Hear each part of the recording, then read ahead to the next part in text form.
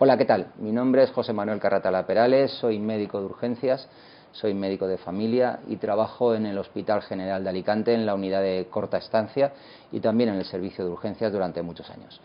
La idea de esta charla es explicaros por qué tengo que utilizar una CPAP, por qué tengo que utilizar una válvula de Bussignac en una situación de insuficiencia respiratoria aguda hipoxémica y qué bien nos viene el hecho de que hayamos tenido que tratar pacientes en una pandemia por la enfermedad, por la COVID-19.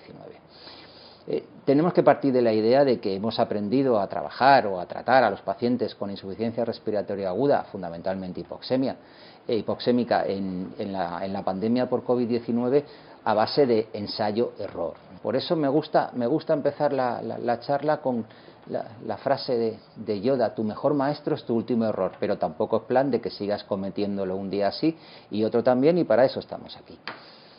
¿Por qué tengo que tener una válvula de Bussignac a mano para tratar a un paciente con insuficiencia respiratoria hipoxémica en una situación de edema agudo de pulmón, de neumonía, o en este caso neumonías fundamentalmente bilaterales en infecciones por SARS-CoV-2? ¿Por qué? Porque es un sistema rápido, es un sistema abierto, es un sistema con una baja curva de aprendizaje. Tenemos que tener en cuenta que siempre, para trabajar bien con una válvula de Bussignac, tenemos que utilizar rotámetros, generadores de flujo de al menos 30 litros por minuto para que esta CPAP sea constante. Y porque la CPAP de Bussignac hace algo que es básico, que es ácido y que es neutro a la hora de tratar una insuficiencia respiratoria aguda hipoxémica. Recluta alvéolos, hace que unidades funcionales para que nos aumenten los cocientes de oxigenación, en este caso utilizando presión positiva constante, unidades funcionales se vayan reclutando, se vayan juntando, vayan aportando su eficiencia para que el paciente mejore de su situación.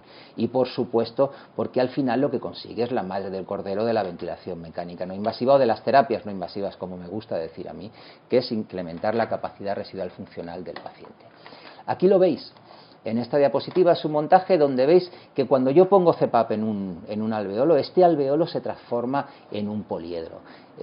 No es que se transforme en un poliedro, sino que cuando reclutamos esos alveolos, que siempre anatómicamente tenemos la idea de que son redonditos, se hinchan y se juntan como los globos. Cuando se juntan globos, las paredes de esos globos se hacen lineales, ya no son redondas, y se forman polígonos. En este caso se forman hexágonos. Hexágonos donde al meter presión positiva, como veis en la diapositiva, que son las zonas rojas, lo que hay dentro, entre comillas, el líquido que hay dentro, exudado o trasudado, se va a esos vértices del poliedro. Con lo cual, ¿qué conseguimos? Mayores áreas de trasiego alveolo capilar, mayores áreas donde podemos oxigenar y donde podemos eliminar la CO2. Esto es la base del reclutamiento alveolar y del aumento de la capacidad residual funcional.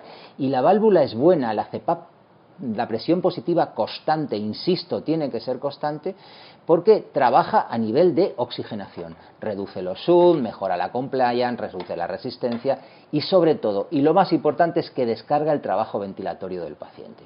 Hay algo que siempre nos hemos planteado, es decir, la CPAP no elimina el líquido. Por supuesto, la CPAP, la presión positiva, no elimina el líquido, hasta que últimamente ha habido algunos estudios hechos en laboratorios donde además el incrementar la presión positiva en el alveolo, tanto con CPAP o tanto con PIP, ayuda a distribuir, ayuda al drenaje de ese líquido que hay, en este caso en un edema agudo de pulmón sería un trasudado, o en una neumonía un exudado, hacia el espacio intersticial, y eso es base para que este líquido se drene. La CPAP, con este montaje, veis que tiene otros efectos. Estamos repasando un poco para decir el porqué. Pero la CPAP es buena a nivel de oxigenación, la CPAP es buena a nivel de reclutar, a nivel de aumentar la capacidad residual funcional, pero también es buena a nivel de efectos hemodinámicos. Es buena porque disminuye el retorno venoso, disminuye la precarga en ambos ventrículos y por lo tanto disminuye la congestión pulmonar y disminuye la presión transmural del ventrículo izquierdo debido a ese incremento de la presión positiva intratorácica y por tanto reduce la poscarga. es algo que nos hace tener menor congestión y además nos hace reducir la fuerza en contra nuestra que ejerce la poscarga en este momento. También tenemos que decir que al reducir la poscarga disminuye un poco la presión arterial, pero en ningún caso en mi vida he tenido que, ha habido un momento en que tuviera que manejar medicación o que, para que nos entendamos, el enfermo se hubiese chocado por poner presión positiva en su tórax. Aquí quiero reflejar algo muy importante. ¿Por qué he dicho presión positiva constante? Debe de ser constante. Debe de ser constante y para eso tenemos que utilizar rotámetros de flujos elevados.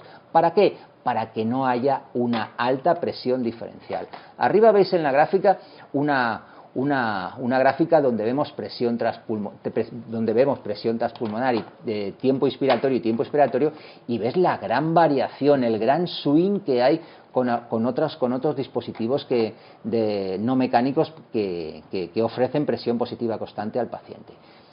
Bajo, veis lo que hace la CPAP de Buzignac, en este caso, mantener la presión diferencial baja, mantener la presión positiva constante, mirar la diferencia entre una gráfica ahora y otra, y que el trabajo sea muchísimo más eficaz. Como digo yo, en la de arriba el alveolo no sabe si está de permiso o reclutado, y en la de abajo el alveolo permanece reclutado.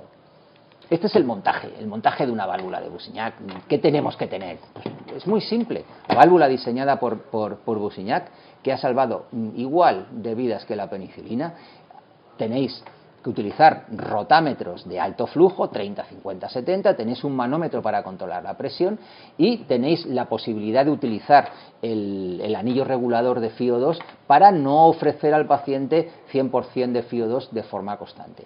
Tenéis que tener muy en cuenta que cuando utilizamos el anillo regulador, cada vez que bajamos la FiO2, generamos un Venturi y la presión positiva que estamos dando al paciente baja.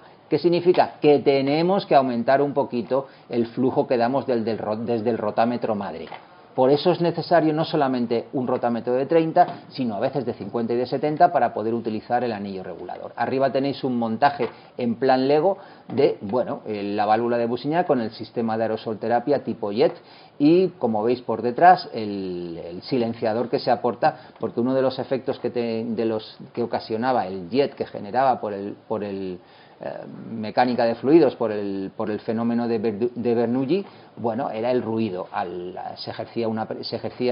Coincidían en el centro de la válvula los 4 chorros por los 4 microcanales y se generaba ruido. Al colocar el silenciador, esto se reduce mucho y es bueno para nosotros y para el paciente. Por lo tanto, yo te digo que utilices sistemas mecánicos que sean eficaces. Eficaces que significa que son rápidos pero que son constantes, con mínimo swing y que a la hora de la verdad también son eficientes comparados con otros. En la balanza la válvula sigue ganando. ¿Dónde la utilizo? La utilizo en pacientes que estén en situación de insuficiencia respiratoria aguda. Arriba veis lo que nosotros venimos. Si está taquipneico, si usa musculatura accesoria, si tiene disnea moderada grave o esa disnea ha aparecido con un cociente de oxigenación menor de 250 o 300, dependiendo de la literatura que utilicéis, con un cociente SpO2 FiO2 que es mucho más útil para ser más precoz, menor de 315, 340, y es preferible que utilicemos la válvula en pacientes que sospechemos insuficiencia respiratoria aguda hipoxémica. Por eso prefiero que lo utilicemos en pacientes que la PCO2 sea menor de 45. No nos metamos en líos y sepamos para lo que sirve. ¿Para qué sirve? Para la restricción. El edema agudo del pulmón es el gold estándar, la indicación princeps. En otras situaciones de hipoxemia sin hipercapnia y sobre todo, nuestra idea es oxigenar sin dañar, es decir, utilizaremos la mínima presión positiva eficaz. Aparte del edema agudo de pulmón, ¿dónde? En neumonías. En el llamado, que no me gusta, edema agudo de pulmón no cardiogénico, pacientes en hemodiálisis, ese que te llega a las 5 de la mañana, que se ha bebido 2 vasos de agua además y te llega ahogándose, porque no sé por cómo lo hacen, pero siempre llegan a las 5 de la mañana en la guardia y va muy bien poniéndoles la válvula de Buzignac y después esperándolo a que lo hemodialicen y no tengas que correr cagando leches por el ascensor como me tocaba cuando yo era residente. Intoxicaciones de gases, casi ahogado y, por desgracia, en estos últimos tiempos, en la hipoxemia hipóxica, por neumonía bilateral por SARS-CoV-2 y otros bichos que nos pueden ocasionarlo. Esto nos hace a que yo te presente un protocolo tan bueno o tan malo como cualquier otro del tratamiento de la insuficiencia respiratoria con sospecha de restricción parcial, es decir, no nos metamos donde no nos llaman, en el que si el paciente tiene antecedentes de patología crónica pulmonar o sospechas de hipercapnia, ahí no nos vamos a meter en líos. Ponle un doble nivel de presión, una presión de soporte con PIP. Pero si no hay sospecha de hipercapnia y tú ves claro que ese paciente no tiene antecedentes de patología crónica pulmonar, inicia rápido, sé precoz, una CPAP, ¿vale? O bien, en los últimos tiempos, también podemos utilizar terapia de alto flujo.